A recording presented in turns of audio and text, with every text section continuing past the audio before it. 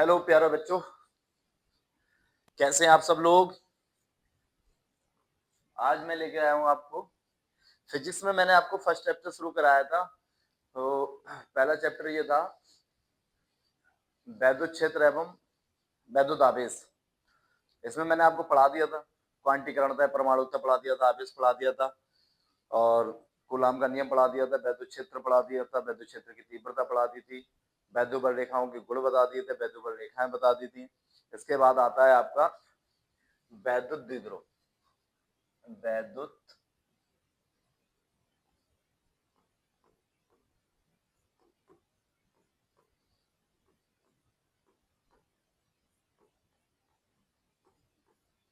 वैद्युत द्विध्रुव इंग्लिश में कहते हैं इलेक्ट्रिक डाईपोल। इलेक्ट्रिक डाईपोल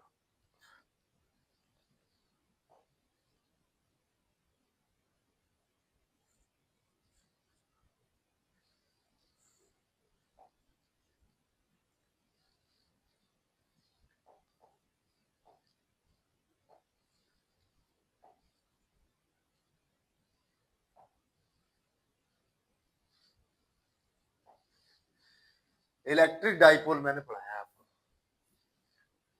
पढ़ाया नहीं, शुरू शुरू करेंगे। वैद्युत द्विध्रुव एंड इलेक्ट्रिक डाईपोल। वैद्युत द्विध्रुव क्या होता है? इसमें दो बराबर एवं विपरीत आवेश एक दूसरे के इतने समीप, इतने निकट, इतने पास रखे जाए कि वे एक दूसरे पर अपना प्रभाव दिखा सके। मतलब ये वाला इस पर दिखाए और ये वाला इस पर, यानी दोनों के बीच में क्या हो, बहुत कम दूरी हो, अल्प दूरी पर रखे जाए। हम कह सकते हैं दो बराबर एवं विपरीत आवेश एक दूसरे से अल्प दूरी पर रखे जाए, यानी बहुत कम डिस्टेंस पर रखे जाए।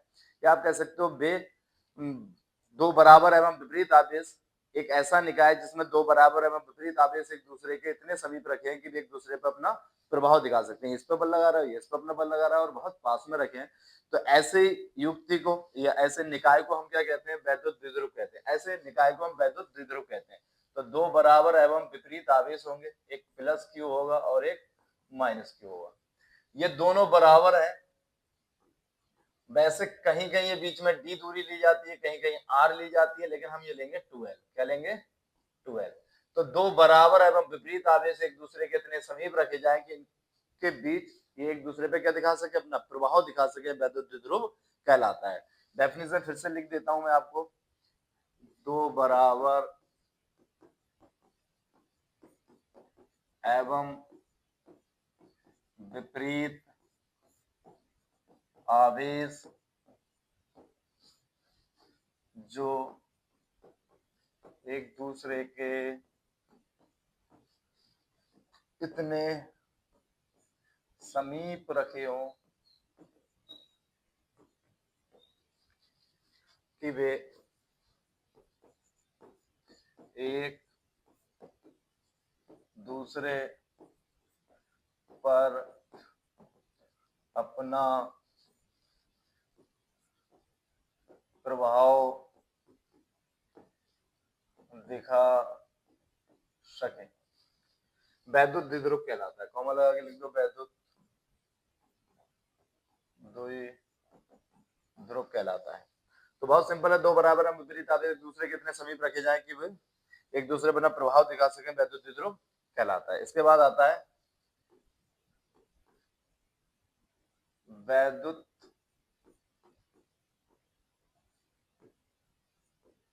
द्विध्रुव का आघूर्ण।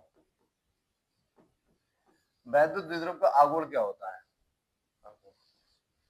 दो बराबर एवं विपरीत आवेश, दो बराबर एवं विपरीत आवेश, बराबर मतलब ये मान लो Q है, ये भी Q है, विपरीत है, एक प्लस और एक माइनस, एक दूसरे के अति समीप रखें, यानी बहुत समीप रखें, तो ये वैद्युत द्विध्रुव हो गया। नाम दे देते हैं इसे A और B। तो दो बराबर एवं विपरीत आवेश एक दूसरे के क्या रखे जाए? बहुत समीप रखे जाए, बहुत समीप रखे जाए, तो एक दूसरे पे क्या दिखाते हैं?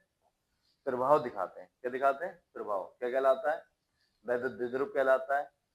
और वैद्युत द्विध्रुव का आघूर्ण इसे लिखते हैं, इसका मान दोनों आवेशों में से किसी एक आवेश का परिमाण। परिमाण का मतलब होता है हम केवल न्यूमेरिकल वैल्यू लेंगे, चिन्ह नहीं लेंगे, साइन नहीं लेंगे। परिमाण को इंग्लिश में कहते हैं बच्चों मैग्नीट्यूड। क्या बोलते हैं? मैग्नीट्यूड। तो वैद्युत द्विध्रुव का आघूर्ण क्या होता है? वैद्युत द्विध्रुव के किसी एक आवेश तथा उन दोनों आवेशों के बीच की दूरी के गुणनफल के बराबर होता है। इसे P से व्यक्त करते हैं। इसका फार्मूला P बराबर Q इंटू 12 होता है। फिर से एक बार, वैद्युत द्विध्रुव क्या होता है? दो बराबर एवं विपरीत आवेश एक दूसरे के इतने समीप रखे जाएं, दो बराबर एवं विपरीत आवेश एक दूसरे के इतने समीप रखे जाएं। मेरे साथ आप बोलेंगे तो आपको बहुत अच्छे से याद होगा, लेकिन आपको हैबिट डालनी पड़ेगी। आप अकेले कमरे में भी बैठे हैं तो आप शर्माए ना, बस मेरे साथ बोलने की कोशिश करें। दो बराबर एवं विपरीत आवेश एक दूसरे के इतने समीप रखे जाएं कि वे दूसरे पर अपना प्रभाव दिखा सकें, वैद्युत द्विध्रुव कहलाता है। वैद्युत द्विध्रुव का आघूर्ण होता है वैद्युत द्विध्रुव के कोई एक आवेश का परिमाण, किसी एक आवेश का परिमाण तथा उन दोनों आवेशों के बीच की दूरी के गुणनफल के बराबर होता है। वैद्युत द्विध्रुव का आघूर्ण, वैद्युत द्विध्रुव का आघूर्ण दोनों आवेशों में से एक आवेश का परिमाण, परिमाण मतलब साइन नहीं लेंगे, मतलब प्लस की वैल्यू लेते हैं, मैग्नीट्यूड लेते हैं, न्यूमेरिकल वैल्यू लेते हैं, उसे बोलते हैं परिमाण। तो वैद्युत द्विध्रुव का आघूर्ण दोनों आवेशों में से एक आवेश का परिमाण तथा दोनों आवेशों के बीच की दूरी के गुणा कर रहा है तो कौन सा फल मिलेगा? गुणनफल, गुणनफल के बराबर होता है। इसे P से व्यक्त करते हैं, अर्थात इसका फार्मूला होता है P बराबर Q इंटू 12। इसका मात्रक होता है, इसका मात्रक कूलाम, इसका मात्रक मीटर, तो इसका मात्रक कूलाम मीटर होता है। तो वैद्युत द्विध्रुव याद हो गया होगा। वैद्युत द्विध्रुव का आघूर्ण दोनों आवेश, वैद्युत द्विध्रुव के दोनों आवेशों में से एक आवेश का परिमाण तथा दोनों आवेशों के बीच की दूरी के गुणनफल के बराबर होता है। P बराबर Q इंटू 12। इसे P से व्यक्त करते हैं, इसका फार्मूला कूलाम मीटर होता है। ये याद हो गया होगा। अब अगला हेडिंग आता है बहुत बेहतरीन, वैद्युत द्विध्रुव के कारण उत्पन्न वैद्युत क्षेत्र की तीव्रता। अभी हम पढ़ के आए थे वैद्युत क्षेत्र की तीव्रता किसी बिंदु आवेश के कारण, जो फार्मूला था E बराबर 1/4 pi epsilon not Q upon R square. और इससे पहले वैद्युत क्षेत्र की तीव्रता पड़ी थी, जो वैद्युत क्षेत्र में थी। वैद्युत क्षेत्र की तीव्रता की डेफिनेशन होती, किसी वैद्युत क्षेत्र में रखे परीक्षण आवेश पर लगने वाला बल तथा परीक्षण आवेश के अनुपात को वैद्युत क्षेत्र की तीव्रता कहते हैं। इसे ई से व्यक्त करते हैं। इसका formula F upon Q not होता है। इसका मात्रक न्यूटन प्रति कूलाम होता है और ये एक सदिश राशि होती है, वेक्टर क्वांटिटी। अब आइए, हमारा एक प्रूफ होगा, वैद्युत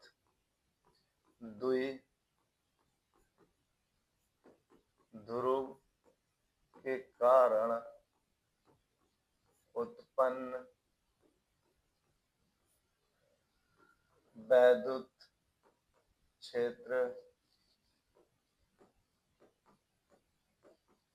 की तीव्रता, इंग्लिश में कहते हैं intensity of electric field due to electric dipole. लिख देते हैं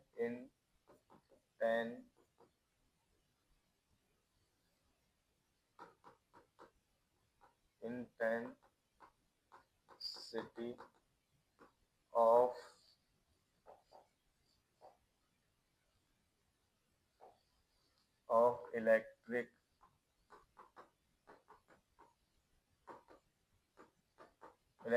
electric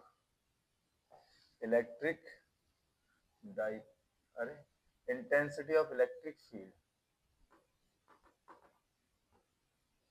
due to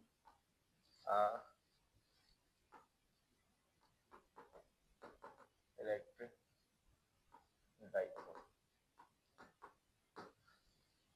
intensity of electric dipole, वैद्युत द्विध्रुव के कारण उत्पन्न वैद्युत क्षेत्र की तीव्रता। वैद्युत क्षेत्र की तीव्रता, इसके दो पार्ट होते हैं। नंबर एक होता है वैद्युत द्विध्रुव के कारण, एक होता है अक्षीय स्थिति में। वैद्युत द्विध्रुव के कारण वैद्युत क्षेत्र की तीव्रता अक्षीय स्थिति में, अक्षीय स्थिति में इंग्लिश में कहते हैं एक्सियल पोजीशन, एक्सियल पोजीशन। दूसरा होता है निरक्षीय स्थिति। कौन सी स्थिति? निरक्षीय स्थिति। अक्षीय स्थिति और निरक्षीय स्थिति, इसे इंग्लिश में कहते हैं अनएक्सियल पोजीशन, या कह सकते हैं और इक्विलैटरल पोजीशन। क्या बोलेंगे?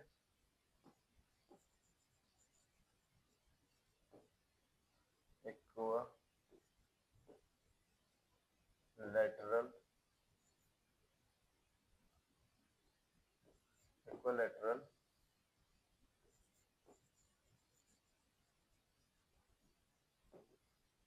इक्विलैटरल पोजीशन, कौन सी पोजीशन?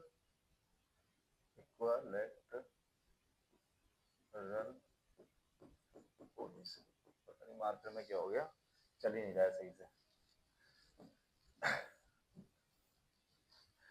क्या बोलते हैं इसे? अन एक्सियल पोजीशन। ठीक नहीं चलता, पता नहीं क्या हो गया। चलिए, एक्सियल पोजीशन एंड अनएक्सियल पोजीशन, अक्षीय स्थिति और निरक्षीय स्थिति, दो स्थिति होती है। एक बार हम क्या निकालेंगे, वैद्युत द्विध्रुव आप सब जानते हो, दो बराबर एवं कैसे आवेश होंगे, विपरीत।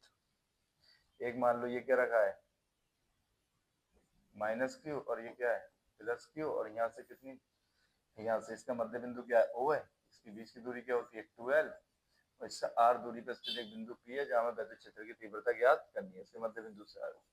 एक ये होता है एक्सियल पोजीशन, और एक क्या होता है, निरक्षीय स्थिति। दोनों हम प्रूफ कराने वाले, बस आप मेरे साथ जुड़े रहिए और आपको प्रूफ आएगा। एक प्रूफ इसमें से आ जाता है, उससे डिपेंड, उसके साथ न्यूमेरिकल लग के आ जाता है, तो ये लॉन्ग बन जाता है। लॉन्ग बनाने के लिए क्या होता है कि कभी एक प्रूफ आ जाएगा, उससे रिलेटिव क्या आ जाएगी, या थ्योरी आ सकती है, उससे रिलेटिव प्रूफ, उससे रिलेटिव न्यूमेरिकल, तो इसे बड़ा कर देते हैं ऐसे। तो ये मुझे लग रहा है समझ में आ रहा होगा। वैद्युत द्विध्रुव क्या होता है, वैद्युत द्विध्रुव दो बराबर एवं विपरीत आवेश एक दूसरे के इतने समीप रखे हों कि वे एक दूसरे पर अपना प्रभाव दिखा सके, वैद्युत द्विध्रुव कहलाता है।